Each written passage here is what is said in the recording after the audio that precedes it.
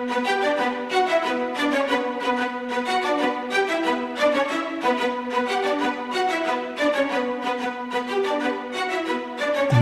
Network presents Football Time. Hey, welcome to the Football Time podcast. We're here for the NFL preview show, and we kick it off with the AFC East, NFC East, and with me, as always, our NFL expert, Achilles Rain. Are you ready to get into some previews and get the NFL season kicked off? Yeah, I just probably had a little bit of an issue with the expert, but yeah, let's get into it, man. Let's talk some football. Yeah, we touched on a little bit on some players for fantasy last week, but we're getting into the teams this week, and really, AFC side of things, I'm just going to say it. This is probably the worst I have seen a just overall conference in a long time. I can't think of it where literally if you gave me the odds, the Kansas City Chiefs and everyone else, I would lean heavily to just taking the Kansas City Chiefs and not everyone else. So I'm just curious, have you ever seen where it's just this, I don't know if it's just talent depleted, but just not a lot of, like, you'd put great teams that you really think can make the Super Bowl other than probably the Kansas City Chiefs in the AFC. I think a lot of it has to do with the drop off with the powerhouse teams in the AFC that we're used to seeing. We're accustomed to seeing, like the Pittsburgh Steelers. I mean, even the Ravens, even though they were good and the Steelers had a good season, when you really take a step back and think about it, I don't think we really consider them powerhouse teams. We consider them teams with talent and a lot of skillful players. Just not powerhouse teams. Teams like the Patriots, even the Jets had a small window where they were actually really good. But it seems like since the Patriots have really dropped off, it seems like the rest of the conference has also suffered from being the same conference. So we kind of grouped them all together. But it's definitely been a long time since I've seen a conference projected to be this poor. Yeah, I just. There are good teams in it. You mentioned it, the Ravens. I mean, even the Steelers might be good. You know, the Bills, will get into them. But I think all these teams are so flawed, and you just look at it and you can start picking little pieces apart. Like, you have holes here, and here. And it's just, I hadn't seen it this sort of depleted. I don't know if that's maybe a dearth of lack of quarterback play. The sort of open offenses that everybody runs now doesn't create, the type of defensive play that we were used to in 80s, 90s, early 00s. But whatever it is, I still don't know if we have anybody that we can say can actually contend with the Chiefs here in the AFC. But we'll get into the AFC East and see if we can find somebody who might be able to get in there. Let's do it. All right, so let's kick it off with the favorite in the AFC East, the Buffalo Bills. Their win total sits at 11. To win the divisions, they are minus 155 favorites. To win the AFC Conference, they are plus 650. And to win the Super Bowl, they are plus 1,200. To reach the playoffs, they are a minus 350 for a yes. And for a no, they are plus 280. So the Buffalo Bills had a really good season last year, made a gigantic leap, really from where I think people thought. I think they thought they would be good, but really I think they were easily the second best team in the AFC last year. They went from 10 wins in 2019 to 13 wins in 2020. Josh Allen really did make a leap and put his name right there in the sort of top quarterback play. But this is 2021. Let's start out with Josh Allen. Do you see any regression coming? There was a completion percentage leap that I don't think many people saw coming, but I don't see a ton of regression on him. I just saw really good play out of Josh Allen, and it didn't look like something that wasn't sustainable for him. Yeah, I agree with you. I don't think that there's going to be a regression. so to speak. But it's hard to really put up those kind of numbers on a consistent basis. Now I know that the league has definitely changed. It's become more quarterback friendly as the years have gone on, and rightfully so because quarterbacks are what draw fans in. Those are the big money guys. So it's understandable that it would become definitely more friendly. But it's hard for me to really believe that Josh Allen can play as well as he did last season. And that's not saying that he's going to have a regression. I think that even if he were to do a little bit worse than he did last season, I think most people would still say that that's a really good season for a quarterback. So I think he can keep up the play. I think he can keep up the wins. I just don't think that he's going to be able to put up the same type of numbers, maybe close, but not in the same realm, just because of, there's a lot of change within his wide receiver core and things like that. So I don't see a regression, but I also don't see him doing just like better than they did last season. Yeah. I don't see anything that would be where he would start costing them games or anything, maybe like he did early on in his career. I think he's sort of put himself in that elite category. I think they also get a nice little bully that Brian Daboll, the offensive coordinator, who I think is a really, really good offensive coordinator, did not get a head coaching job this offseason. So he returns back there. I think that really, really helps them out a whole lot. A little negatives on the offense. The rushing game. We talked about it a little bit. Singletary's probably starting this year with Zach Moss backing him up. It really fell off a lot from what it was the year before. Now, some of that might be because they did go to more of an open passing game. They brought in Stephon Diggs, so maybe that affected it. But I think if they really want to reach that elite level, they have to find, a running game, a consistent running game that is not, Josh Allen bullying his way through linebackers and cornerbacks. That would be on the offensive side of things, where I think they really, really need to make a leap. Yeah, I mean, they tried to address one of their biggest issues, which on defense was probably their pass rush last season. I think that if they would have had a good pass rush, you could have overlooked, their lack of a run game. And not to say, because Josh Allen had a great season even on the ground, not just, through the air. But it seemed like it was all on his shoulders. As much as we really wanted to see that running game pick up, I think we probably would be, singing a different song right now if they had had a good pass rush and a good rushing attack, which I think were the two areas that they probably lacked the most. They did address their pass rush on defense, so that I think will help them out. But I still think that their Achilles heel is going to be that running game. You can't put it all on Josh Allen. As great as he is and as great as he has been, he's a very mobile quarterback who can get out and he can get you tons of yards. He can, in those third and longs when, the play breaks down, he can scramble to the outside and get you those 10, 11 yards you need for a first down. But it's hard for me to really envision this team getting better if they haven't really gotten better on the ground. And this is not including Josh Allen. This is just the running backs. I think that's their biggest Achilles heel.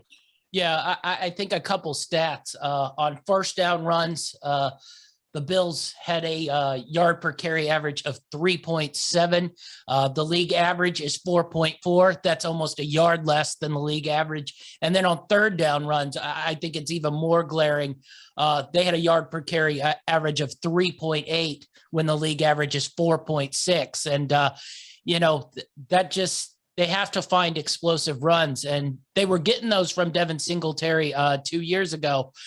They didn't seem to get him this year. Zach Moss is not that type of runner. I think he probably has a chance to really take the lead running back spot. He's more a, powerhouse grinder type runner, but I think they do need to get, more power runs on first down and be able to get those short yardage gains without it being Josh Allen, running into a big scrum of people. That's something you can do in important games that you need, but you need to be able to just hand it to your running back in that. Listen, they picked up, a decent backup quarterback. Now, a lot of people wouldn't rave about it. I believe it's Trubisky they picked up, right? Yes, they did. Trubisky's So, backing them up. so in my opinion, they got a pretty decent backup quarterback at this point. But you still need Josh Allen to win games. Whether you like it or not, whether you want to admit it or not, he's the face of your franchise. You're going to win because of him. He's going to put the team on his back and he's going to carry him to victory. That being said, you can't put all of the weight of a victory on his shoulders. He's got to be able to share the load with the rest of those guys. And unless the running game really improves this season, I think that win wise they might take a bit of a step back. But again, this is the AFC East, and fortunately for them, they seem to be trending upwards at just the right about time. So I still feel very confident about this team, but I definitely would like to see an improvement in at least the rushing attack. Yeah. We'll touch on the wide receivers on the offensive side of things before we go over to the defense. Diggs returns. Beasley will be in there in the slot. I thought they made a nice move in bringing in Emmanuel Sanders, and then Gabriel Davis, who sort of came on towards the end last year, also looked pretty good when Cole Beasley was having his injury front. I just think this is probably one of the top units in the AFC, if not in all of football. So I look for more and more explosive plays out of the Buffalo Bills wide receivers this year. Yeah, I mean, like I said, Josh Allen showed a lot of explosiveness both through the air and on the ground last season, and I expect a lot of that to continue. I don't expect the same type of numbers because a lot of teams know how to game plan for it a lot better as opposed to last season. But we have seen an improvement every single year that he's been on the field. So if he were to improve and put up better numbers than he did last season, which would shock me, I still wouldn't be completely surprised by it because he's definitely shown that he's at least in talks of becoming one of those elite quarterbacks. Yeah. Defensive side of things, I thought it took a little bit of a step back last year. They did seem to be sort of when they really got down and they needed the defense to step up, they found their spots and did all right. I'm a little worried that sort of regression continues. Mario Addison and Jerry Hughes are both really sort of keys on that defensive line to get pressure on the quarterbacks. They didn't get a ton of pressure last year, and I think that sort of affected their corners and safeties, which are really sort of their strong suit, those corners and safeties, and White and Micah Hyde back there. So, they drafted two guys in Renuso and Carlos Basham for the first and second round picks. But those guys need to have a little bit more of an effect on the quarterback, I think, also, if they really want to contend with the Kansas City Chiefs on this side of things, and maybe just stay atop this AFC East division. Yeah, I mean, as you mentioned, they definitely brought in some guys that they believe can help their pass rush. Their secondary, their back seven wasn't really a big issue. I think that they were exposed a lot of times because of the pass rush, the lack of a pass rush. Yes. And we saw it in that Cardinal game, for example. That was the game that I really thought Buffalo was going to win. I thought that it was definitely going to be one of those confidence boosters. And if anything, it completely turned around on them. Now, it didn't really affect them negatively as much as it would have affected them positively. But, you saw it in that game on that last play. They just couldn't get to the quarterback. And I'm talking about an Arizona team that, gave up a lot of sacks, especially playing in the NFC West. They gave up a lot of sacks, and Buffalo just could not get pressure on them, especially when it mattered most, which is a big no-no if you want to be a Super Bowl contender. We've seen it with teams like Tampa Bay. Defenses, yes, offenses get you wins, but defenses still win you championships. Yeah, definitely so. It'll be very interesting to see if those two young defensive end comes in, and I think that would help the two older guys in Hughes and Addison too, if they can have a little bit more rotation and they can sort of pick their spots throughout games to really bull rush instead of sort of having to be on the field for every snap. And if they can get that pass rush going, then those corners can be a little bit more aggressive, which is what they like to do. And I think that can help them out. So let's look at this win total here. It sits at 11. Schedule wise, I think they caught a little bit of a break. They, play the NFC East. We'll get to them a little later, and that, basically just disgrace of a division. But a couple tough games on there. Kansas City away, Tampa Bay away would actually be the only ones. I think they'd even be underdogs if you are looking into the year from right this point. As the season goes on and injuries start to mount up, you don't know. But if you were looking at it right here, I think the only two games where they'd be underdogs was away at Kansas City and away at Tampa Bay. And otherwise, I think they have a pretty soft schedule. Playing in their own division, the AFC East. We'll get to the other teams in that in a second, playing the NFC East, and then playing a couple ones there. So at 11, where do you see Buffalo going, over or under that win total? I actually have them right around 11. I'll actually take the under for this one. And again, this is not a jab at their team. I still think they're a really good team. And the fact that they're playing in the AFC East helps them out a lot. You're playing against teams that are in rebuild mode and also very young teams, and you play them twice. So that's half your season pretty much right there. So most people, I think, would probably take the over, especially because of how they did last season. But I think they overachieved last season, and not that they won't do good or do well. I just think it's going to be very hard for them to achieve the same type of success they had last season unless they have those improvements that we talked about earlier. Yeah, I'm going over on this one. I think they might drop down to 12 wins, 11 wins, maybe at the most. But with that extra game in there on the year, I think, a 12-win season's pretty easily achievable there. So I think they pretty easily can go, 12-5, pretty easy. And I don't think it's out of the question, if they really get humming, that they could hit maybe a 14-3 season, maybe even 15-2 if things really start to go right and they have the right kind of health. And we get the, pass rush picks up. We get a solid running back season if one of those guys goes in there. So I'd really lean towards the over on the new Buffalo Bills here. Yeah, I mean, I completely understand where you're coming from. They had a great season last year, and they have a lot of weapons. To me, it's just there's so many different variables that come into play. Health, whether these areas that needed improvement are actually improved, things like that. An extended season, like you mentioned, makes it a little more viable that they'd go on the over.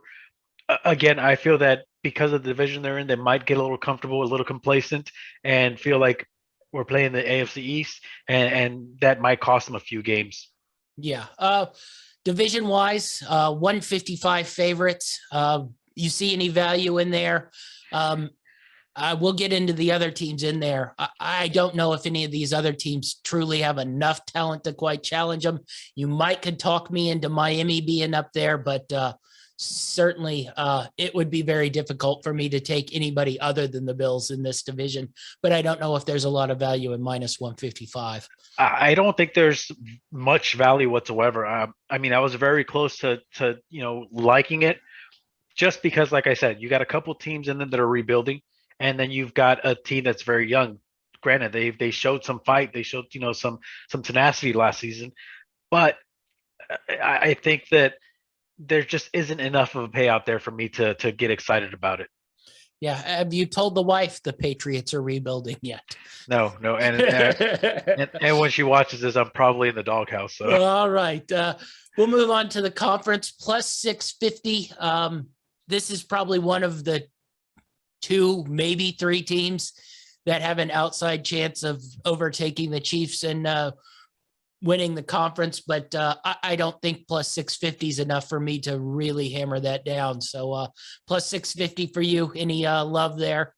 No, just because, like I said, there are a couple teams in that conference that do strike a little bit of more fear that I feel like are a little more complete.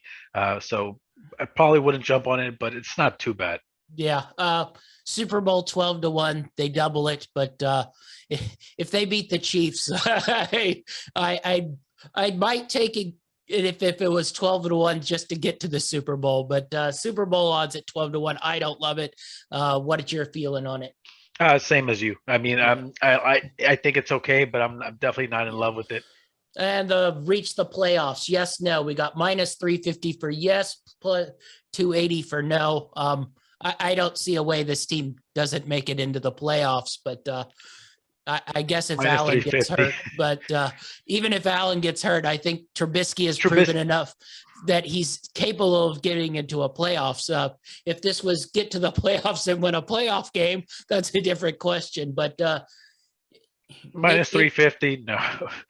minus 350 is an awful lot of money. But I guess if you're a very rich person with disposable income, it wouldn't be the worst bet in the world.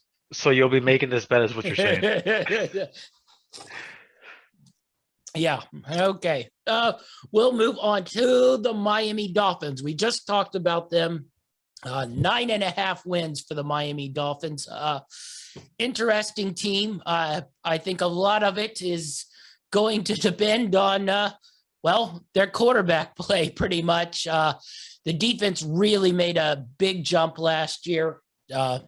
And the offense was looking, I don't know, great under Fitzpatrick, but functional, I think would probably be the best word. Functional. They replaced Fitzpatrick, I believe, about halfway through the season, maybe 7-8 games into it. I don't totally remember, but they had a lot of injuries on the skill position guys. I believe they got down to about their fifth string running back. They were just signing random guys off the street. And then I think the exact same thing happened to the wide receivers by the end of the year as well. They bring in a couple guys. Will Fuller comes in. They draft Jalen Waddle, so they've half addressed that skill position problem at wide receiver. Granted, all of them have been nicked up and hurt in camp. So we're back to that problem. I did think Myles Gaskin was a nice revelation last year when he stepped up and played. But I think really everything is going to be totally dependent on if we get good Tua or bad Tua. So what do you think about the Dolphins this year? The Dolphins last year surprised me in a lot of different games. I felt like they showed a lot of fight, a lot of heart, something I like to see, a lot of tenacity, especially when compared to some of the other more experienced teams. Now, I know that you're a big Tua guy. I thought Fitzpatrick was doing okay. I thought he was doing enough to get them wins, but obviously, the Dolphins are looking towards the future. They're not looking at winning right now because they know they weren't going to win a Super Bowl right now. They've addressed some of their, some of their issues at the skill position, specifically with Fuller. Now he is suspended week 1, I believe, if I'm not mistaken. Yeah, I think he's still on his HGH suspension. But even then, you still added a very dynamic wide receiver, and you paired him up with a young, also very dynamic wide receiver. So I think that they have a chance at being very exciting, and that if that defense plays as well as they did in some of the games last season, or if they improve, I think that they might surprise some people. I think that they could be the dark horse, as they call them, or the black sheep, whatever reference you want to use. I really like what they're doing there. I like the fact that they're building some sort of continuity. I believe the head coach is third season with the team. Yes, it's third season for Brian Flores. So, to me, that's such an important factor. Being a Ram fan, I was very, very, very sad where almost it felt like every year we were in search for a new head coach. And when you can't build continuity, especially at the top, it trickles down to the rest of the organization. But I like what Miami's doing. I think that they're definitely on the upswing, and you never know. Like I said, the Patriots and the Jets, in my opinion, are in rebuild mode. Yes. You have the Bills, who are definitely an elite team, especially for that division. But the Dolphins showed up. They showed up in plenty of games against some really good teams last season, and if they improved, which I believe they did, I think they might surprise some people. Now, I don't think that they're going to be contenders, but I think they're definitely going to surprise some people. They could play spoiler for a lot of different teams. Yeah, I think there's a solid chance they could work their way in the playoffs this year. They were a little bit unlucky last year, getting 10 wins and not making it to the playoffs. But that's sort of the breaks. It happens sometimes. They did upgrade the receiver spot. I'm very, very interested to see how, Parker, Waddle, Fuller, and Gasecki all out there. Myles Gaskin back there. If Tua can make a leap here, I think people were a little hard on him last year. He didn't have any training camp. He was coming off the hip thing. And then, the coach did not do him any favors by throwing him in there when they were playing good football with Ryan Fitzpatrick back there. But he's having a training camp currently as we're recording this. I think there'll be a leap there. Do I think he will become a superstar in year 2? I don't know if that's in the cards. The other thing that concerns me, their offensive line it just has been poor for 2 years now. They're putting 2 new guys in left guard and center, but the left tackle, right guard, and right tackle return. And, their PFF ranks overall were 75th, 51st, and 57th graded for their position. That's pretty much bad on all 3 fronts. So when your best lineman is the 51st ranked right guard, there's issues up there up front. So that would be the other thing that concerns me. And, young quarterbacks getting pressure, that sort of starts to play with your head, especially in the NFL when everything is just sped up so much. Yeah, I completely agree with you. Again, very unfortunate for them, even with all the obstacles that they faced and the changes in personnel, they still managed to pull off 10 wins. A lot of teams that are considered to be good and competitive can't pull off 10 wins. So that tells you a lot. Granted, it is the AFC East. So there's something to be said about that. But I still think that it doesn't take away from the growth and, the potential this team has. Yeah, definitely so. I really like this cornerback group, and Xavier Howard's probably one of the best corners in the NFL, if not the best. Jalen Ramsey might have a bit to argue about that, but so would I. But they do have a solid, secondary, okay linebackering group. I would say aging linebackering group, but still pretty productive. Defensive line, there are a couple issues. They tried to address that in the draft as well. They drafted the kid out of Miami, Jalen Phillips, who's a pretty solid, I'd say, worker bee off the edge and can really sort of explode. So maybe they upgraded a bit there, but I thought overall their defense was pretty solid last year. So I look for them to continue to improve and get better. Yeah, I do see the potential for them to definitely improve and get better. My concern is, have they been able to keep pace with the rest of the conference? That's my concern. Yeah. Overall, schedule wise, we mentioned it. They're playing the NFC East. They get a little boost. AFC East. And they get, they have a handful of tough games. They will be playing the Tampa Bay Bucks on the road. They have a Colts game in there that will be at home, but that's a difficult one. And then the NFC East is their other side of the bracket that they will be playing. So you look at those matchups, they might be okay. They also have a home game versus Baltimore. So it might be a little bit difficult of a schedule to play this year. They also have the Saints away too, but we need to do much more research on the Saints before we get into them next week, because I have no clue what to expect out of them. Neither do I. I will say, looking at their schedule, it does concern me a little bit that they might regress a little bit off that 10-win number last year. Yeah, I actually, well, I mean, I don't want to get ahead of myself here, but I believe the over under for them was 9.5. I believe over under for the Miami Dolphins 9.5 is correct. And I was leaning more towards the under.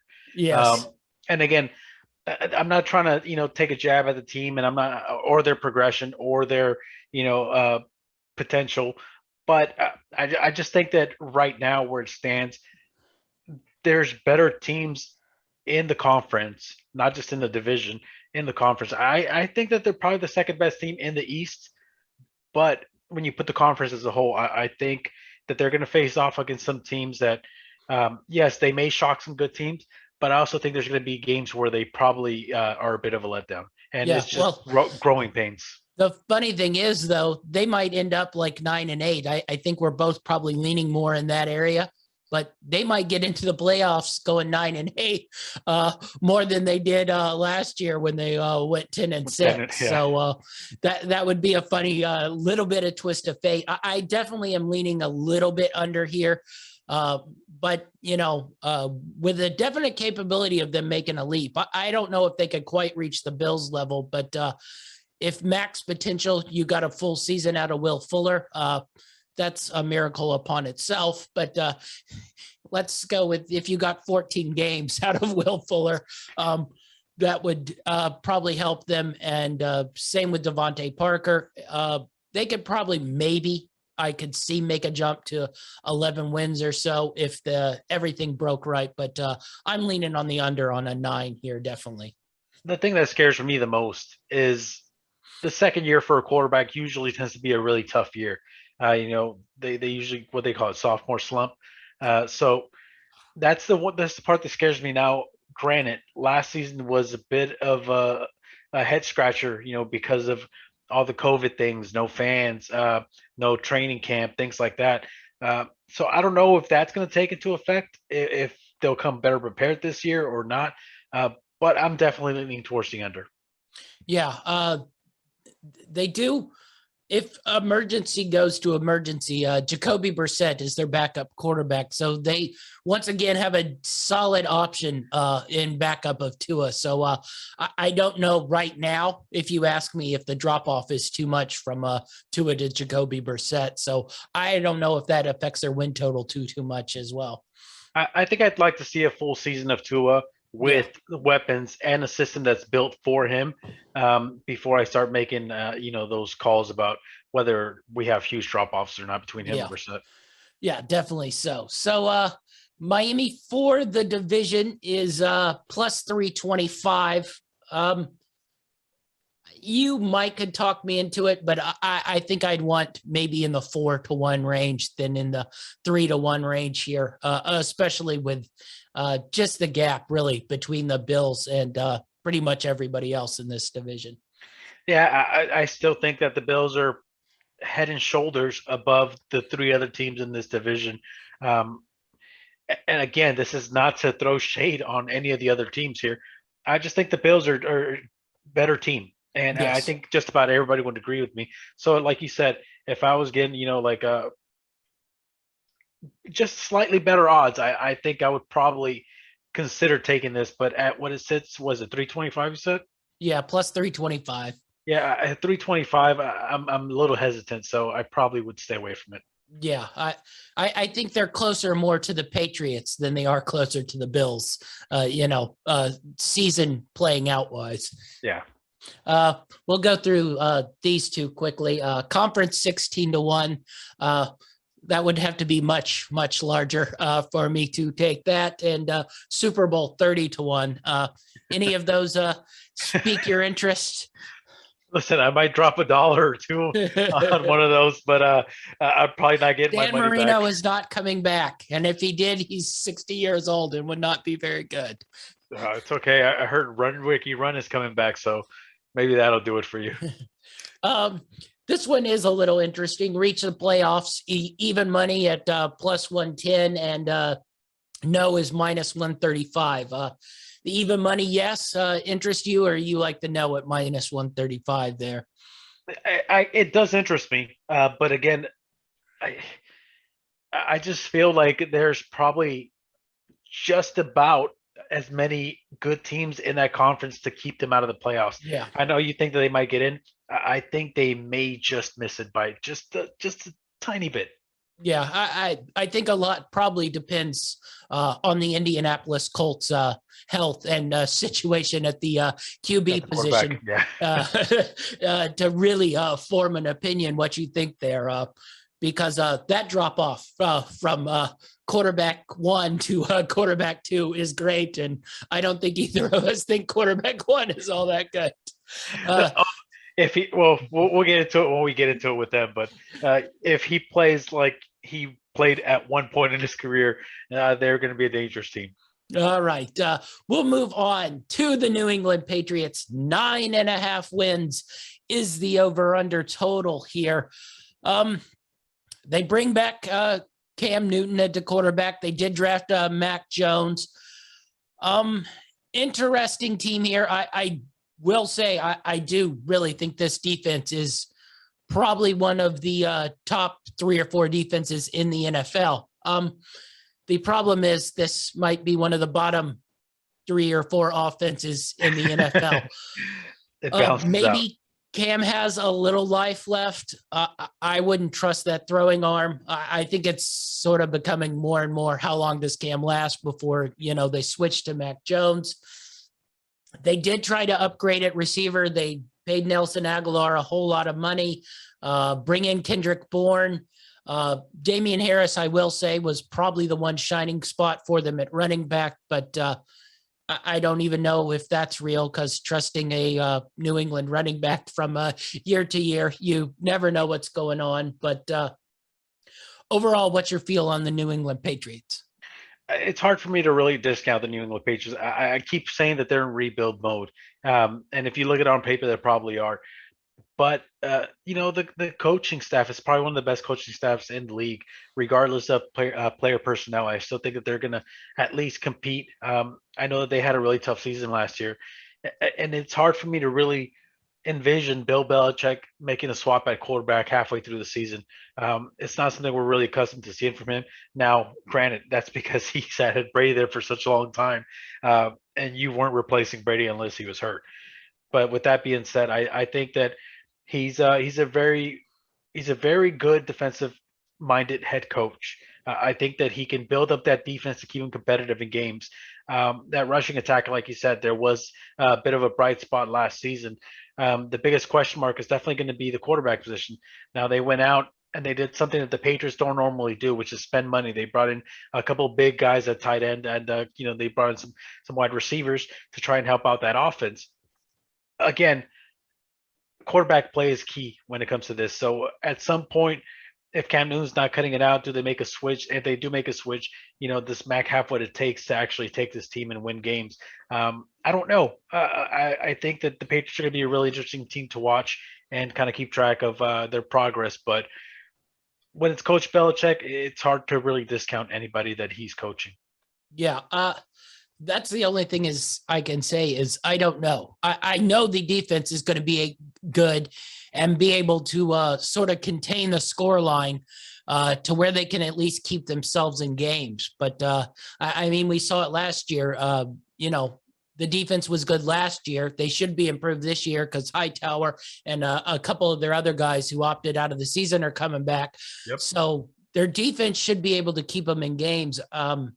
I just don't know, even with the upgrades or quote unquote upgrades, I don't know how you feel, about Nelson Aguilar and, Jonnu Smith and Hunter Henry, who's, amazingly already banged up and hurt.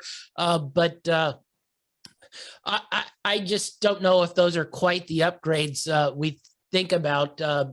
Basically Nelson Aguilar was a cast off last year before he randomly hit a couple deep passes for the Oakland Raiders. He was very good for the Las Vegas Raiders, but that's one season out of I believe it's his probably 5th or 6th year now, and that just seems like a lot of money to throw at somebody for one good year when he had numerous years with the Eagles where he just didn't prove himself overall. So interesting there. I'm curious what your thoughts are on those spending sprees on those skill position guys. Do you see them really upgrading this offense, or do you just think maybe that's who was there, so we had to upgrade somewhere? Okay, so let me just be completely blunt here. Not a big Aguilar fan. I think that he's slightly overrated. I think a lot of his numbers, especially when he was back with the Raiders, were based off the team just being really bad and then having no choice but to throw the ball. So I think his numbers are a little inflated. But I mean, look at what they had last season. It's still now, granted, I will say that it is an improvement from what they had last year. I still think that they're lacking that true number one wide receiver, that true one, WR1. I think that's what this team is lacking. Like you said, I think defensively they're going to be okay. They had some really good additions. I think that the tight end position has definitely been upgraded. I know that it's going to be a toss up now whether who's gonna get more playing time, more snaps. I know you have your own theories on that, but it's a little shocking to me. I'm not used to seeing the Patriots spend this kind of money. And if you were to tell me the Patriots are going to go out and spend what, $300 million, I think it was, Yes. I would definitely think that some of those names were going to be some marquee names. But it's still an improvement to what they had last season, and it's Coach Belichick, so I'm not going to count him out. Yeah, definitely so. I'm a little torn on the win total overall. That 9.5. That's a lot of wins, even with the extra game. It just seems like they might not quite get there. I can't probably make myself go to 10 wins on this team, even with the defense the way it is. But I'm curious what you think. Okay, so I didn't want to share this secret, right? But I'm going to go ahead and share it, and I'm going to let everybody in on this. So I've been talking to one of my sources, an insider with the Patriots organization, and he told me that last season, Coach Belichick purposely made Cam play as bad as he did because he was trying to get the odds in his favor. And this season, he's going to let him loose, and we're going to see the Cam that we've never seen before. We're going to see the Heisman type Cam Newton make a return, and he's probably going to get the MVP, and the Patriots are going to win the Super Bowl. You heard it here first. Just remember that. And why did he draft a quarterback in the first round? To throw you off the scent. This guy's 2 steps ahead. You're playing checkers. He's playing chess. Yeah, I think he's playing chess to bench Cam Newton 6 games into the season, and we get the Mac Jones train running. But anyway, I'll go under on this one. I just don't see enough wins, certainly on this schedule. It's not too tough, but I don't know if they're going to be able to win road games with the type of talent they have on offense. I certainly think the defense will give them, a chance to be in and win every game. But I think when they play legit, really good teams, like the Buffalo Bills, like the Ravens, the Titans, the Chiefs, they just won't be able offensively to keep up with them, no matter how good the defense is. Yeah, I'm completely with you. You should have known I was joking when I said my source and my insider, because everyone knows you're my source and my insider here. So yes, I definitely taking the under. I feel that at some point, as much as I like Cam Newton, I wasn't always a fan of his, but I started liking him more as a person when I saw him on Hard Knocks. As much as I like him, I just don't think he's got very much left in the tank. And I think at some point during the season, Coach Belichick is going to have to make a decision and probably make a change at quarterback. And it just, as good as, Mac was in college, I still think the NFL is a different game, and it takes a little time to get, caught up to speed. So I'm taking the under on that. Yeah. If they make the switch, I think they're going in full sort of rebuild mode. They're just keeping, Cam in case things do break right, and, he can maintain the season. And, I tease about Cam, but I really loved watching Cam Newton. The problem is his shoulder literally no longer works. And that becomes an issue if you were a quarterback, It's a bit of an issue, yeah. So, I just don't know if he can throw the ball physically anymore. I think the brain's perfectly capable there. I think his body's perfectly capable of running the ball. We saw that last year. His legs and physical style still was there. It's just he can't really throw the ball like he used to be able to do. And I think that hurts them. But division-wise, plus 350, that's not nearly high enough for me. No, even no. with the Patriots magic going on. Like I said, not discounting the the coaching staff, but that's still nowhere near for me taking any action on it. Conference 18-1. I'm a pass on that one. Super Bowl 35-1. I'll be a pass on that one as well. Playoffs, same as the Miami Dolphins, plus 110, minus 135. Not awful, but I don't think it's as good as the Dolphins one. I think the Dolphins have a little bit better upside than the Patriots here. I agree. I still think the Patriots are probably the third best team in this division, but I don't think the drop off between the Patriots and Dolphins is that huge. I still think the Dolphins are slightly better.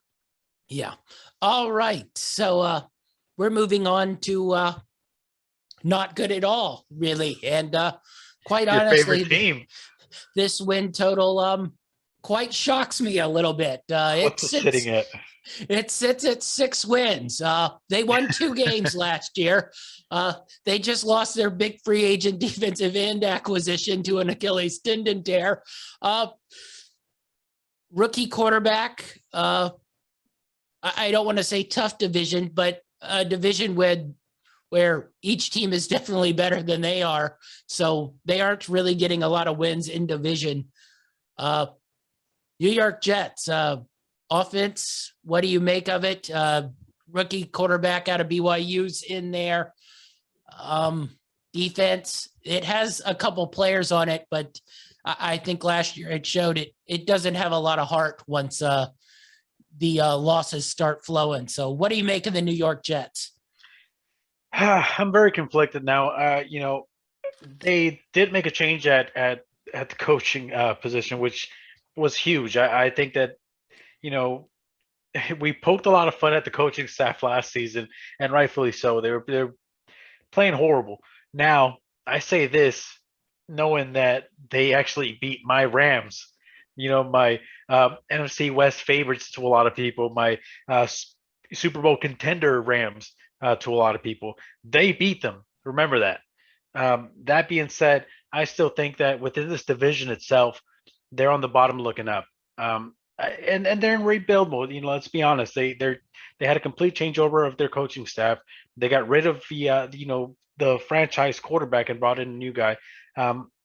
They're not new franchise quarterback.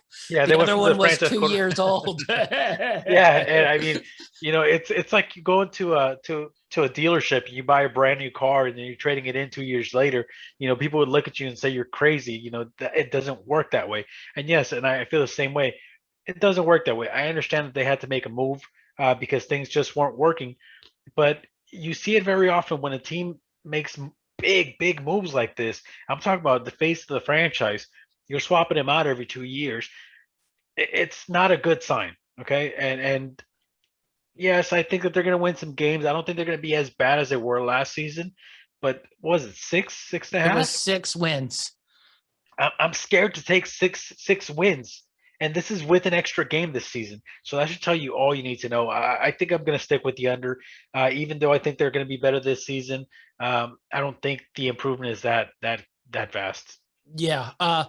You have a rookie coach in here who's literally a rookie coach. He has never been a head coach. You have a rookie quarterback in here who was at BYU last year and made an extreme jump from the previous season into this one.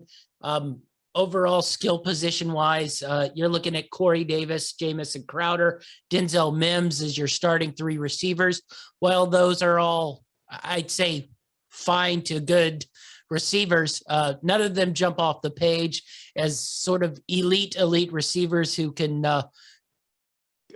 make explosive plays every day, game to game that you can count on. Running back wise, Tevin Coleman is going to be the running back once again. Also ran, who's, not a consistent everyday running back. So this offense is, I think, going to be really, really bad. There is potential in the defense. CJ Mosley will be back.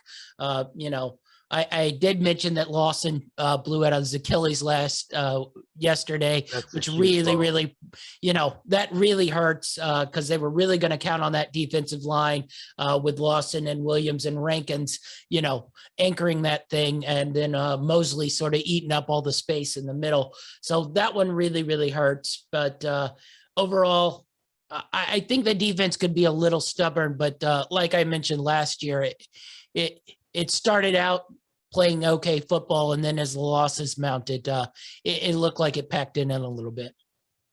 Yeah, I feel like they showed, glimpses of potential.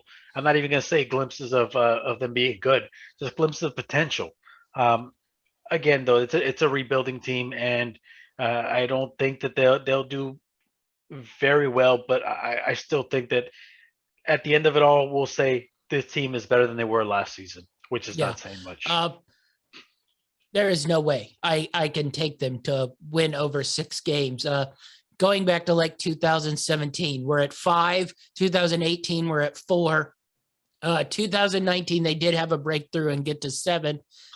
And then 2020, it drops to 2. So of the last 4 years, 3 of them have gone under that 6 number, and the other one barely went over it. So there's no way. I'm a very hard under on this 6 here. And not only that, the Dolphins, the Patriots, and the Bills will all be gunning for them to want to get wins, thinking this is the free win of the week. So it just seems like a extremely difficult task for them to get over 6 wins. But, I hope that those teams don't overlook them, because that's exactly what the Rams did last season. That was their guaranteed win. And I believe that was their first win of the year, wasn't it? It was. That's correct. So I mean, it's the NFL. Yes, the teams can be bad, and this team is bad, but you can't overlook It's why they don't have Trevor Lawrence and they have Zach Wilson. And also, I will say this. At some point during the season, you will bring back your New York Frankie Sinatra drop that you made last season for. Well, eventually they'll be getting 16 points in a game. Yeah, I guess so. It'd be hard. I'd be hard pressed not to take a 60-point dog at the point. Yes, I know. All right, so I guess we have to go over the rest of it. Do we have to? Division is 20-1, while that in a team of 3 other teams, 20-1 is very nice math to work that out. I'm not sure there are 20 seasons played where the Jets win any of those 20, so then that makes the math bad. I'm a no on the division 20-1. Yeah, I'm a no also, and just to play spoiler here, I'm probably going to be no on most of them too. So, conference 80-1. That jumps even more. But if the Jets win the conference, I will be extremely stunned, and Zach Wilson will have had to have the greatest season of football of pretty much all time. Yeah, it's as that old song, it's going to take a miracle. And then 150-1 to win the Super Bowl. Any love on that? Oh, that one intrigued. No, it doesn't. It doesn't intrigue me at all. All right. Playoffs, yes, no. Plus 600 for a yes. I think that pretty much sums everything up right there. And minus 900 on a no. Give me your analysis. Give me your analysis. If you are highly wealthy with disposable income, there are worse things you can do than have them hold your money for 6 months as the Jets do not make the playoffs. But Otherwise, if you are a normal person with normal income, while the no is a nice bet, it is very difficult to take and have your money held up for 6 months. Yeah, it's it kind of reminds me, not to switch sports here, but when we were doing the basketball show and we took that Russell Westbrook to lead the league in rebounds, Yes, it kind of reminds me of one of those type of bets. I know, but he ended up finishing third. That was almost entertaining. Yeah, I know. With each 20 rebound game he had towards the end of the year, it was getting more and more interesting. I still like the Russell Westbrook odds a lot better than I do these. So especially as your Andre Drummond was starting to grab like 8 minutes a game there for the Lakers at the end. All right, that was the AFC East. I'll just make you pick it. Who is your pick to win the AFC East? Buffalo. That's what I figure. The next one, we might have a little more fun trying to figure out who's going to win this one. We moved to the NFC East. This was quite possibly the worst division in football history last year. Dak Prescott is back, so it might have improved a little bit, though the Cowboys team was still quite awful, even with him playing and healthy last year. But we'll kick things off with the Dallas Cowboys, sitting at a nice, robust 9.5 wins for the Dallas Cowboys. We mentioned Dak returns. Supposedly, the defense has gotten better. I don't know how much of that is ESPN filling us in on commie propaganda, or it actually has gotten better. But anyway, what do you make of the Dallas Cowboys? I've watched the Cowboys. There's been 2 episodes so far of Hard Knocks. I know you're not a big Hard Knocks guy. I love Hard Knocks. Should I have gone with HBO as the communist propaganda? Yeah, I think you should have at this point. Although you couldn't have gone wrong picking any, because it seems like everybody loves the Cowboys. And now that Dak is back, no, all seriousness, all jokes aside, I think that the Cowboys are going to be better this season. They definitely showed early on last season that they were an offensive powerhouse. They were putting up big numbers, and they had to. They had no choice, because otherwise they weren't going to win any games.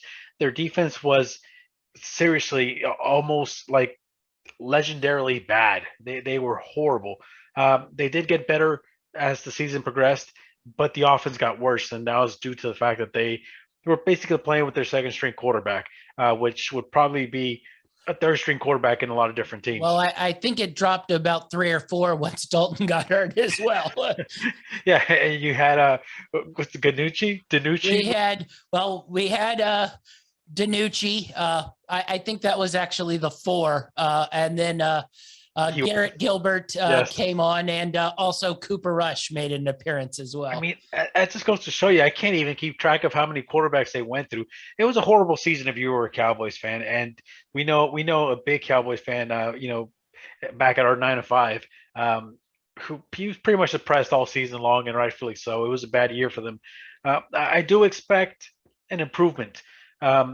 I will say the backup quarterback situation has not improved. Dalton left, and it is Danucci, Gilbert, and Rush. So let's hope Dak's healthy. Well, I'll tell you this, okay? Like I said, I was watching Hard Knocks, and they had a little clip where they were doing joint practice with the Rams, and they showed the Rams kind of getting after them, and then they cut to the little montage where the guy who talks, in his really deep and sexy voice comes out and says, and this is what woke them up. And then they showed Danucci or Ganucci, whatever his name is. They showed him like just slinging, and I'm like, okay, they must have done an amazing job at editing this, because there's no way that this guy is throwing darts like that. I watched him play last season. There's no way he's throwing those type of darts. I think he can throw darts in shorts and a T-shirt. I think it becomes an issue when large men are running at him full speed in pads. Yeah, you have a point there. But seriously, all jokes aside, I think that the Cowboys are going to be improved from last season. They can't get much worse. especially with their their general back in the fold. I think he's going to help the running game. The running game really suffered a lot without their star quarterback. It really shut things down. You saw a lot of a lot of full boxes when it came to defenses facing up against their offense. So I think that they're going to be improved, and this might shock you. I think that the division itself is going to be improved. I think they're going to be better than they were last season. Yes, they probably were one of the worst divisions of football, but you had, and we'll get into the other teams as we continue talking about it, but you had some really good defenses. You had some really gritty teams. I remember the Giants, faced off against some really tough teams, and they played really tough. So we'll get into those teams when they come up. I think that the Cowboys are going to be in contention. This is going to be one of the more complicated ones to figure out as far as who's going to win the division. I think that a lot of people are going to be left scratching their heads once the season is over, and we take a look at who actually wins that division. I think it's up for grabs right now, and I think that they all have a pretty good shot. Yeah. Cowboys offense, I think will be fine. A couple things that worry me, that certainly worry me in hitting the sort of over on this number. I think Dak will be fine, but I worry early on. I think he might be a little tentative, certainly, being aggressive, rolling out of the pocket, escaping pressure. And I think that might get them off to a slow start a little bit, whereas their offense might not be quite explosive enough. We'll wait and see on the defense. That secondary was just brutal, and I find it hard to believe that they can be that bad, but I also find it hard to believe that all of a sudden they will be good. I will say part of the communist propaganda is your friend and great coach Dan Quinn has decided to take over the defense. He could not build a defense in Atlanta. He did build a defense, I suppose, in Seattle, but at this point, I'm beginning to think a monkey probably could have called the defensive scheme for those teams in Seattle. There was an awful lot of talent on the field there, so we'll see if Dan Quinn is the defensive genius or that Seattle defensive players were more the defensive genius out there. But if you can get a solid improvement out of the defense, I think talent-wise, especially on the offensive side of things, they are definitely probably the most overall talented in this division. But I don't know if that quite equates to 10 wins on the season. I'm very curious. The other thing I'm wondering how much more Ezekiel Elliott has dropped off. It's sort of tapered off every year, little by little.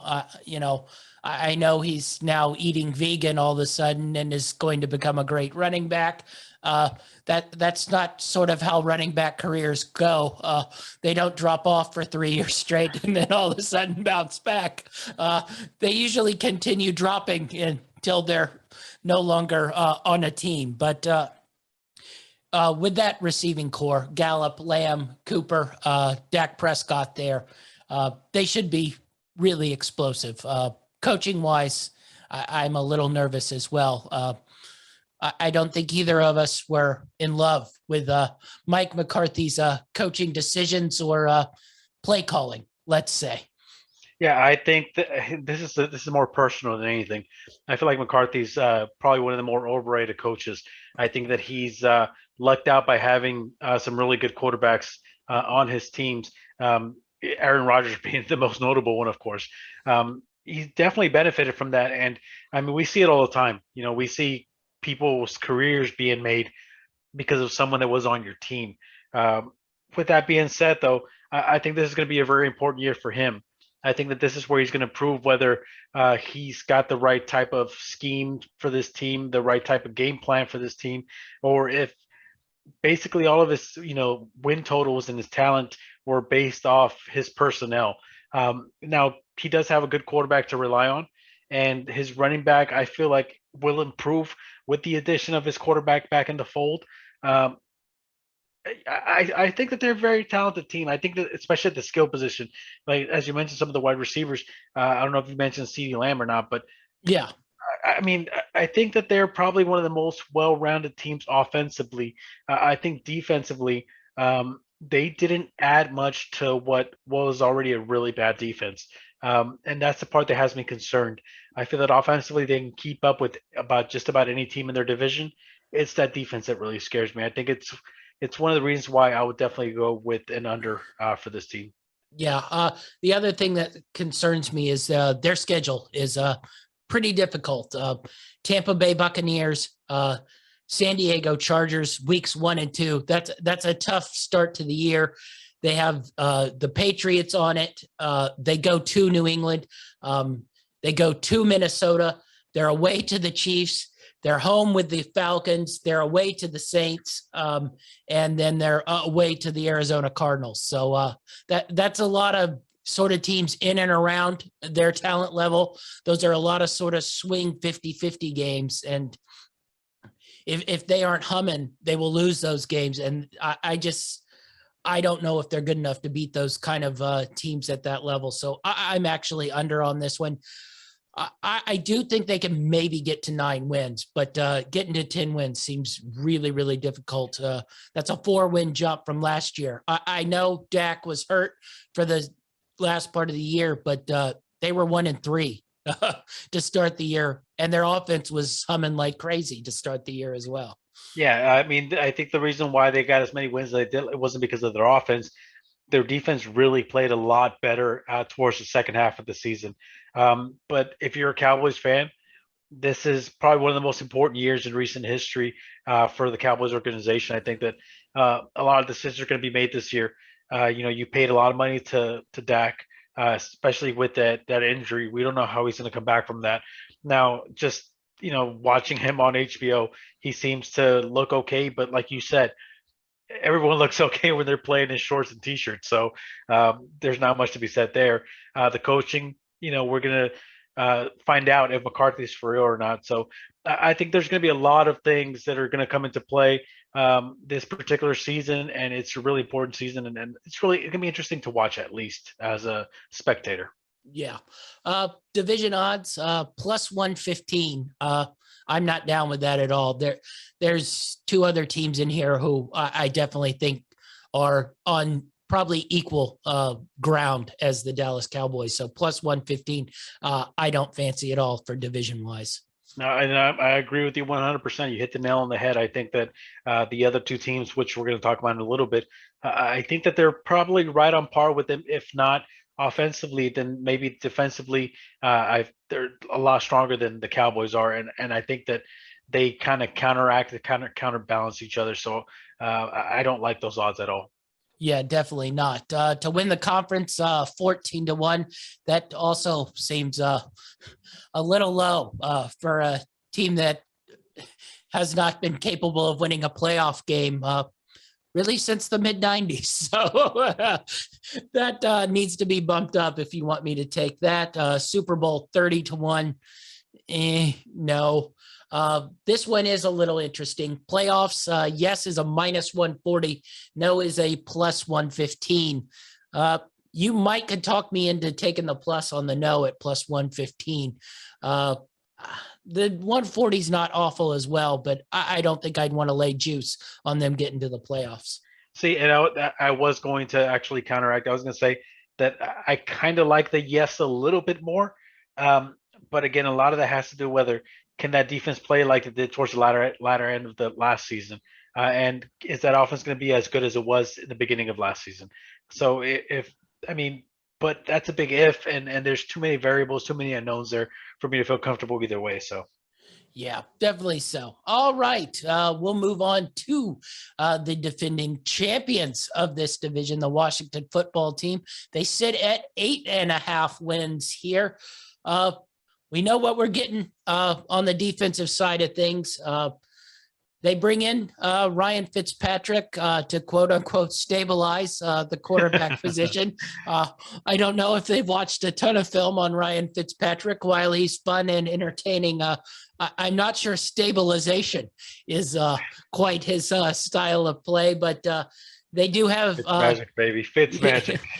They do have Tyler Heineke behind him, who had that I don't know, great playoff game, but entertaining playoff game where he made some plays. He looked like he was running around like a crazy man for half of it. But anyway, we'll see if Ryan Fitzpatrick can hold on to this job and not quite commit as many turnovers because, Ron Rivera and his style of play really wants to button this up. What do you make of the Washington football team here? I'm surprised at how easily that rolled off the tongue for you, the Washington football team. I'm still having a little trouble. I want to call them the. Can I even say it? I mean, is that okay? Can I say Redskins? I'm not trying to be, mean towards anybody, any particular group here. Just this is what I'm so comfortable calling them because it's what we've called them for so many years. But this Washington football team, I think that we know what we're going to get from them defensively. I think that their front seven is going to be stout, and I think they're going to be, if not as good, I think they're going to be close to as good as they were last season. Luckily for them, they play in the NFC East. I think that offensively is going to be where we're going to see a lot of struggles. Can Fitzpatrick come in there and really take command of the quarterback position? When we saw Alex Smith come in there for a couple of games and do, I guess, an okay job. Do Alex Smith things, win football games. Correct, exactly. I think that it reminds me of kind of like the Colts of last season. The guy you're bringing in to be the quarterback is kind of wild, and he can be very wild at times and make some very bonehead mistakes, trying to do too much. But if he can manage the game properly, if he can, and he's a smart guy. Where'd he go to school? Harvard. Yeah. So I mean, he's a smart guy. If he can manage the game and really kind of implement a run game and really throw when you need to make the throws, make the throws you can make when you need to make them, and really just kind of depend on the run game and the defense. I think that they can compete with any team in this division. Granted, we're talking about the NFC East, but still, I like what Washington is doing. I think that I think it's the coaching staff, to be completely honest with you. Yes, I was going to mention we hammered Mike McCarthy and Dan Quinn, and I'm on the total opposite on this side of things. Ron Rivera is not stylish. He's not pretty. We aren't, running some open flow offense like Andy Reid or Sean McVay or Kyle Shanahan. But this guy wins games. He grinds out games. He smartly controls games. He builds his defense. Yeah, he builds his defense up, and he wins football games. It's not always the most pleasant thing to watch. They probably will not be on TV One for us on Sunday Ticket a whole lot of times. But you know what? But to be fair, I don't think many of these teams will be on TV One. So, well, yes, but they try to force feed us the Cowboys on TV One an awful lot if you don't have Sunday Ticket. But anyway, it's a good team to bet on because they usually get undervalued. Washington football team doesn't get undervalued, but Ron Rivera teams tend to get undervalued because they don't put up, the cool numbers that all the stats guys love. But they win football games. And I think that's probably really their biggest advantage in this is I think if you went team by team, coach for coach, Ron Rivera is way ahead of the other three teams in this division. I agree. I think that as far as the coaching staff is concerned, I think that Washington probably has the best coaching staff in this division. And I think that they're good enough to scheme and game plan properly and get some wins out of it. I think that they're good enough to, like I said, game plan to get a win even against tougher competition. So it also doesn't hurt to have the best defensive line in football. Yeah, that doesn't hurt whatsoever. I did want to ask, you bring in Fitzpatrick. My only concern is receiver wise. I still think they're lacking a little bit. I like Terry McLaurin. I think he's an explosive playmaker, but once again, I don't think he's quite as bad as Aguilar is, but it's sort of the same thing. You get a couple games with nice explosive plays, but I don't think they have a lead receiver, a Stephon Diggs, a DeAndre Hopkins, someone you can count on for 8 catches, 100 yards, and a touchdown every single game. Someone you know your quarterback can throw to when they aren't going to be open. A true wide receiver one. Yeah. And they brought in Curtis Samuel, who once again is, nice and good for, fun, gadget, explosive plays, but also not an elite type of receiver. And then you got Adam Humphries in the slot. Now, I don't know how long Adam Humphries is going to last. He is usually banged up by game 2. So I do have a little bit of a worry there on the receiver position depth. And you know how Fitzpatrick likes to force things in there. That's the only part that really makes me nervous about this team, and probably going over that number of 8. Yeah, again, though, like I said, Fitzpatrick's a smart guy. If he can, again, this reminds me a lot of that Indy. Now, I think that Indianapolis was probably a more complete team than the Washington football team currently is right now. But very similar circumstances. You're bringing in a veteran guy who's got a streak for kind of, being a little wild. And you have a pretty solid defense that's basically the foundation of your team. And it's Coach Rivera. I think that he's going to set Fitzpatrick up for success. He's not going to. I will say as well that, Gibson and J.D. McKissick, 2 of the probably best patch sketching running backs in football. So they do have, a lot of those check downs, a lot of moving those guys into the slot where like Humphreys in, and they can make some plays there as well. And like I said, I think Coach Rivera to me is one of the, more old school type of coaches in the league right now. And he's going to stay true to his identity, which is play solid defense and have, a good run game. And basically the quarterback position is more of a game manager. And like you said, he's got some really good, weapons in that backfield as far as catching the ball. They can catch out of the backfield really well. So I think that they're going to be okay. What's the over-under on them? The over-under is 8.5 on them. And I'm pretty bullish on this over. I think they won 8 games last year. We're getting an extra game. I think with, this defense, they played like 8 games with Dwayne Haskins at quarterback, for God's sakes, and won games. And then the last half they played with Alex Smith at quarterback. And I'm not sure he was even playing on actual legs. So,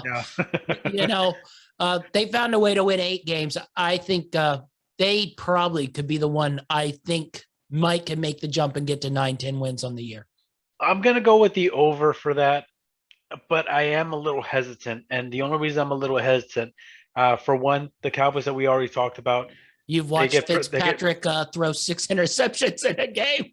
That's more than once. That's one. Yeah, that's one. But no, the Cowboys, which we've talked about already, have Prescott coming back, which is going to help them offensively. The Giants, which we're still going to get to, are getting Barkley back, and the Eagles I'm not too concerned about, but those 2 guys I think are key players and difference makers, and that's the only part that gives me a little bit of pause. But I'm going to go with the over on this one.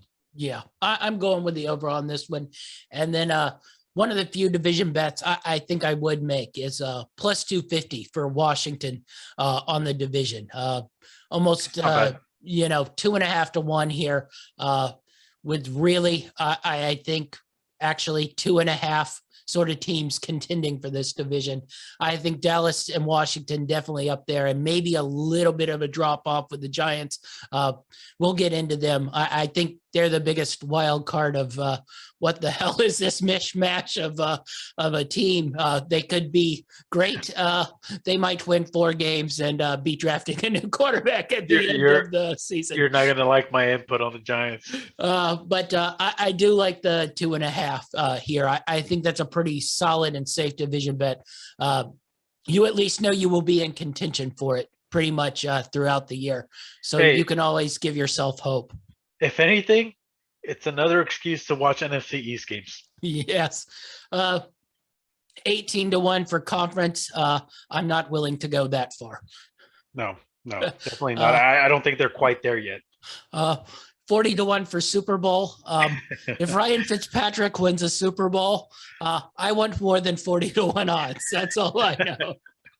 Yeah, I think that if Brian Fitzpatrick wins a Super Bowl before, I mean, I could name a few different quarterbacks, then I think there's something wrong with the world. Yes.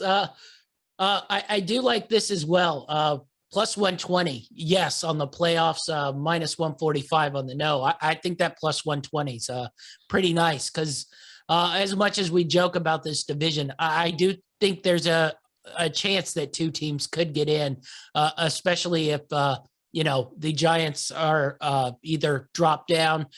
You have the Eagles, who I think will be pretty much the worst team, bordering on the worst team in football. So you get wins there. So I think the plus 120, yes, playoffs. I like that a whole lot. I'm a little more hesitant than you are, and that's just because I feel that the two other teams that we think might contend this division are going to make a bit of a comeback. Yeah. But that's just my personal opinion. Yeah. All right. We'll move on to your boys, the New York Giants. Those are your boys, but No, continue. they're your boys. I think you're going to be very high on them for some reason. The New York Giants sit at 7 wins on the over-under here. Interesting offseason, money spent, players brought in. Saquon Barkley coming back. I don't know if he's going to be back week 1, but he'll certainly be back within the first, 3 or 4 Quarter of the games, season. I believe. They bring in Kenny Galladay. Darius Slayton has another year in there. Decent looking draft. Kadarius Toney, wide receiver in the first round. So they add a little bit more explosiveness with Kenny Galladay. I didn't love that draft pick, but if he hits, he hits, and you got another explosive wide receiver. But overall, last year, 6 wins for the Giants. They had a nice little run in the middle there, but then tailed off. What do you make of the New York Giants this year? They are my dark horse in the NFC East. And a lot of it has to do with how they played last season. I know that the wins aren't really there, but you go back and you watch a lot of these games, like that game against Tampa Bay, which is what really stands out to me. And they played really tough, even with all the injuries, even with the fact that they lost their number one running back, even with the fact that their quarterback was in and out of the lineup, and the skill positions weren't quite as defined. They were still hanging tough, man. That defense doesn't have a lot of big names, but they were hanging in there with a lot of teams, man. They were causing some headaches, and I think it built a lot of camaraderie between that team. Now I know that they've had some departures and they had some additions, and so you have new guys and guys that are gone, but that core is still there, and I think that we're going to see a little bit of a I guess you call it some of the aftermath of them building that camaraderie. I think that they're going to be a really tough team within the division, mind you, within that division. I think they're going to be a tough team. I think they're going to play gritty, tough football.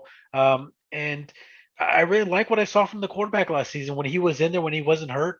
He's very gutsy, man. Even when he was banged up a few games, and he was out there, and you could see that he was hurting, but he was still like really playing, with his heart. Like, I don't know. I have a soft spot in my heart for guys that play old school. I really like guys that, regardless of injury, they're still going to go out there and try to give it their all. And I see a couple of guys like that on this team. I'm not a Giants fan, and I've never been a Giants fan. And my wife would hate me if she heard me talking like this. But I think that they're going to be a lot tougher than people give them credit for. I think you've been getting some sort of pirated feed to the Yes Network, and have been listening to a little bit too much New York sports talk or something. But I did have a Sirius radio, and they might have came up. Were once you or getting twice. some sort of old Mike and the Mad Dog hits or something? I'm not gonna go that far, but maybe a hint of it here and there. Yeah, this one actually puzzled me more than anything. I see spots where they can be good.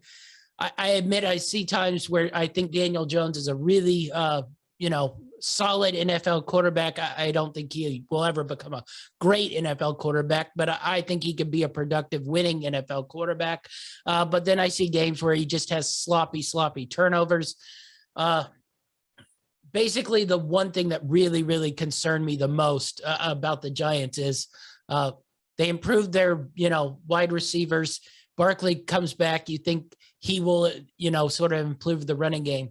They still haven't improved that offensive line. And that's been an issue for them for, I don't know, basically since they For a long stopped time. winning Super Bowls and Eli Manning was, diving on the ground on his 3-step drops. And, I think a little bit had to do with Barkley getting hurt last year. That line's so bad, he's making cuts in the backfield constantly over and over again. And it just looks once again to be really, really poor. I think that, is sort of some of the problems with Daniel Jones, and the turnovers come because his line is so bad. So that makes me nervous. You make very valid points, and I completely agree with you. My argument against it is this, okay?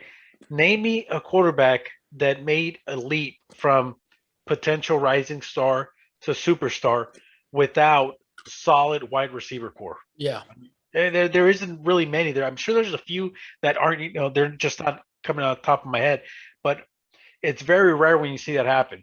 I think the fact that you get an elite run, because I think Barkley has elite running back Yes, I skills. think healthy. Barkley's probably, if not the top, one of the top 2 to 3 running backs in the league. Yeah, so I think having a guy like him back, first of all, it's going to draw some attention away from the wide receivers. I think that even though they don't have elite wide receivers, I think they have a lot of solid wide receivers. And it reminds me a lot of like the style that the Rams have. You don't have an elite wide receiver. You have a lot of really good guys that can do a lot of things really well. And that's going to open things up. And I think that the glaring holes on that offensive line are going to become less obvious with all the focus going everywhere around the field, where people aren't just keying in on one thing, getting to the quarterback. Although you have your pass rushers that are obviously going to focus on that. I think a lot of attention is going to be diverted to the running backs, the tight ends, and the wide receivers. You can't let these wide receivers go one-on-one for the most part. So I think all of it's going to come into play. I think it's going to help out. I think they're going to be better offensively than they were. I don't think that the issues on the offensive line are going to be as glaring as they were last season. Yeah, I will say I've always been a fan of Kenny Golladay. I don't know if I love the price, but if you want an elite free agent wide receiver, you're going to have to pony up dough, and it's not my money, so have at it and get as much as you can. But I do like Kenny Golladay, and maybe he can make a sort of Stephon Diggs type connection with Allen, and they can be really explosive downfield. I've always thought Darius Slayton's pretty talented, and Tony, I'm a little more cold on, but he's a rookie receiver, so I don't really even pay that much attention to that. I do think the defense is I don't want to go elite a level Gritty. like the Washington football team, but I think the secondary is really, really good. The interior of that defensive line is also really, really good, and they can cause teams problems. So, that's where I don't know. I mean, look at it like this, okay? Like I said, I can see them, improve and win, 9-10 games, but I could also see this, melting. Barkley doesn't come back, really well. The line is beat up, and, Jones gets sacked all the time and commits turnovers, and then they aren't winning games. And, I made the joke about you watching the Yes Network, but then the Yes Network is all happy right now, but then it turns on you 2 weeks into the season, and it goes the other way. Now, granted, my dark horse theory only works if Barkley comes back healthy. Yeah. That's the key to everything, because then it diverts the attention from everyone. It really spreads out the attention. So there's a big if he comes back and he's healthy and he is what we expect him to be when he returns, then I think that they're going to be my dark horse in the NFC East. You look at the teams that they're going to have to face up against. Are you really worried about this is in regards to the Giants defense, I'm sorry. Are you really worried about the Philadelphia offense? No, the Philadelphia offense. I'm not worried about anything on the Philadelphia side Are, of things. are you really worried about the Washington offense? No, not really. Okay. So the only one that really scares you is possibly the Cowboys offense, right? Yes, definitely in that division. In that Yes. division, yes, and I'm talking about just within the division. I'm not, if you're talking about conference, I'm taking a step back. I'm really gung ho right now, but that's only because we're talking about the NFC East. So I think that defensively, they got enough gritty players on their defense to contend against some of these offenses. I think that they're going to struggle when they face an elite offense. Like I think the Cowboys can have an elite offense. I think that's probably when we're going to see them take a step back. But as far as like the mediocre offenses, I think that that's going to be a spot where they look like they're improving, at least on the defensive side of the ball. Yeah, I can definitely see that, and I see where you're looking at you're over here. I just don't quite think I can quite get there. I also have concerns because Jason Garrett is their offensive coordinator. So. Hey, he's got the inside track to the Cowboys, though. All right, so 7 on the win total over under. It looks like this is your first one that you're really a hard over on here. Okay, well, let's take a step back. I think that they're my dark horse. I didn't say they're my favorite, but even so, I'm still going to take the over. I have a good feeling about it, just kind of like I did about the Steelers last season. All right, so over for you. I think they could get to 8 wins. I'm going to be a coward. I think 7 wins is actually the true mark, and I'm going push here. Sounds about right. It does sound about right, to be push. honest. I'm going to take the over just because it seems like I'm so gung ho about them. So I'm going to take the over, but it does sound like it's definitely right on the mark. I think the wife is going to get the 3rd mortgage and putting it on it now. So yeah. Enjoy that season-long ride. Yeah, sure. That's the last thing you no, on the Giants, no. All right. Division-wise, plus 450. Pretty decent value here at plus 450. I don't know if it's quite where I'd want it, especially with the other 2 teams I think are a little bit more poised to take this division, but pretty decent value at plus 450. I agree with you. The value, at least for me, the value is there. I just don't feel confident in them winning the division. Like I said, they're a dark horse, and I think they're going to play spoiler for certain teams, but I don't see them making that leap just yet. All right. Dark horse at 35 to 1 to win the conference. Oh, now you're talking. No. 80 to 1 to win the Super Bowl. That does not even remotely seem high enough. No, it doesn't. But it is the Giants, So, are they the last wild card team to win a Super Bowl? No, because the Bucks won it last year. Saints won that division. That's right. See, this is why you're my insider. All right. Playoffs. This might be a little interesting to you. Plus 225 is a yes, and minus 275 is a no. Honestly, I'm even a little bit intrigued by that value at plus 225 as a yes. Yeah, it's intriguing and it's tempting, but again, like I said, I consider them my dark horse. I still think they're probably ranked number 3 within this division. But especially, I'm going to jump ahead. The Eagles are plus 250. Yes. So I don't know what sort of betting is going on in Philadelphia, but they might want to check that depth chart and roster. Yeah. Yeah, I think that the numbers are a little skewed there, but I'm probably not taking any action on that one either. This is what happened when gambling is legal in one state and not legal in the other. Yeah, that's exactly what it is. All right. We'll move on to the aforementioned Philadelphia Eagles. And this number quite shocked me. 6.5 for the Philadelphia Eagles. People are pretty high on them. Where they're coming up with 6.5 wins with this roster, I don't know. Can you convince me somehow this team is going to win 3 games? Let's see. I guess if I was trying to sell you I would say full-time new quarterback, and I say Can he full-time as throw in, the ball? well, I'm trying to sell you here, okay? Don't. The backup is Joe Flacco, by the way. Just warning. Okay, let me tell you, one of the first $100 million quarterbacks is on that roster. Okay, you have a new head coach, and you Uh, have he a was a guy who. $100 million quarterback in 2005. Listen, why are you digging into my pitch here? Okay, I'm trying to sell you. I mean, I don't have details. Okay, I'm just trying to sell you. But no, I don't understand what's going on. I don't think this team is improved. I think this team is completely in rebuild mode. And again, not trying to throw shade at any Philadelphia fans or anything like that, but I just don't see it. I don't see what other people are seeing. Yes, I think that they have some exciting personnel on that team. It's just not enough. I don't think they have enough talent.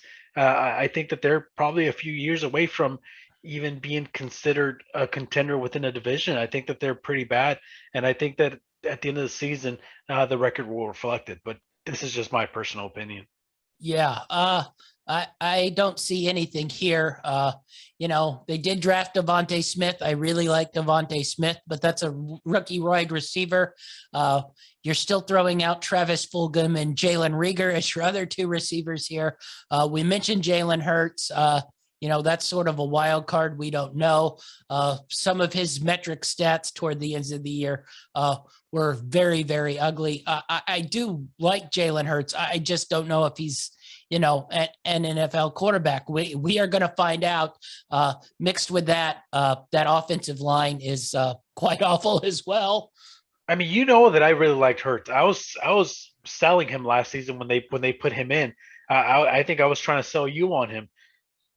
But I mean, when I go back and I look at the action, yes, he showed flashes, but where are the wins? Yes. You need to get wins, man. Flashy passes and flashy moves can only get you so far. This is a league of wins, and if you can't get wins, then none of that really matters. And then, on the other side of things, we mentioned, the Eagles pass rush was pretty solid, last year, and Cox and Barnett and Graham, all return. But, those guys are starting to get quite old. They did not improve the secondary really at all. I'm assuming it's still bad unless somehow this is Madden and you can magically improve your players. They did get Anthony Harris, right? Yes, they did add Anthony Harris, but I'm not sure that's. The one guy is not going to fit. Listen, and this one goes out to. I don't think Anthony Harris is going to be playing man coverage out there, as he will be trailing guys as they run past the corners a lot like last year. I hate to do this, but this one goes out to our colleague Dynamite. Okay, one guy is not going to improve your secondary. As I know, and that one guy signed with your Giants. So moving on, continue. So I just don't see it on this team. New coaches in there. He's a little bit of a mystery as well. And quite frankly, I'm not even sure this team is going to be trying to win games. I'm assuming they're going to be trying to go for a draft pick, a high up one. So that just 6.5 number really, really confuses me. Yeah, I agree with you. Like I said, I don't think that they've done enough to really warrant those type of odds. But I mean, maybe Vegas knows something that we don't know. I don't know. I just don't see it. As much as I like some of their personnel, as much as I like some of the changes that they made, I don't think that this team is ready yet. No. And I think, the other three teams in this division will once again definitely try to go after and get wins versus Philadelphia, knowing they are probably the weakest team in this division. So I think we're both pretty solid under on the 6.5 here. We'll move on to division. I'm assuming these are going to be a lot of no's. Plus 500 division interest you at all? No. Me as well. Conference 66-1. That could be a nice chunk of change if Jalen Hurts turns great and Well, I don't know. A lot would have to turn great for Exactly. that to hit. I will say Super Bowl 125-1. So they say if the season is played 125 times, one time the Eagles will win it. Yeah, even then, I think those odds are still way too. I think this season could probably be played millions upon millions of times, and I'm not sure the way the Eagles find a way to win that Super Bowl. A lot of people would have to be injured, and possibly a sinkhole would have to form over a couple of regions and completely sink in a team. I don't think even COVID can save this. So reach playoffs is plus 250, minus 300 on the yes, no. I'm a no on all those as well. Possibly the minus 300 isn't quite high enough. I might throw some money on there. That's not quite disposable income territory. That's a medium range income territory right there. we all know you're in that upper bracket. You're just playing for the camera right now. All right. So that's our NFC East division preview. Who do you have winning the NFC East? Right now, I'm going to stick with the Cowboys, believe it or not. A little bit shocking, I know. I really liked Washington as we got ready for our show and as I was kind of looking at some past games. But I think that the Dak coming back, I think it's going to be such a huge boost to that team. And if that defense can play the way they were playing towards the end of the last season, I think the Cowboys are going to be the team to beat in this division. Yeah, I'm going to go with the Washington football team. So I just like Ron Rivera, and I really like that defense. I think they're going to cause havoc once again. I will probably shut my eyes when the offense is on the field and I don't hear the name Antonio Gibson with the ball in his hands. But otherwise, I'm riding the Washington football team here. So I really debated it. I'm telling you, I love the coaching staff. It's just offensively, I feel like the Cowboys just bring so much. You just want to see them in the first round of the playoffs. Hey, I wouldn't be opposed to it. Okay, let's just say that. You're much more nervous if Chase Thomas is chasing around Matthew Stafford than if Randy Gregory is. Yeah, just slightly, ever so slightly. All right, that's the show for today. Be sure to follow us on Greenlight Network so you can get all of our shows. Winning Daily has been popping back with all kinds of wins. On the other side of the football, college football previews have been coming out fast with Dynamite David. We just got finishing previewing the Mountain West and the Pac-12. We've also gotten in the MAC and the Sun Belt and the AAC and Conference USA with more to come. We'll be back next week with Achilles Reign to do what did I say? NFC South, AFC South? I have to look at my calendar, but I think so. I think we're going down south, but we will be back next week to preview the AFC and NFC South. Achilles Reign, you got anything to say? No, buddy, same as always. Make sure you follow me on Twitter at TD Achilles, and make sure you check out all of our other podcasts. Like he said, college football, those shows, man, I've been keeping up with them. You guys are doing a really good job, man. I'm excited. I might even get on some action this year. All right. That's our show, and we're out.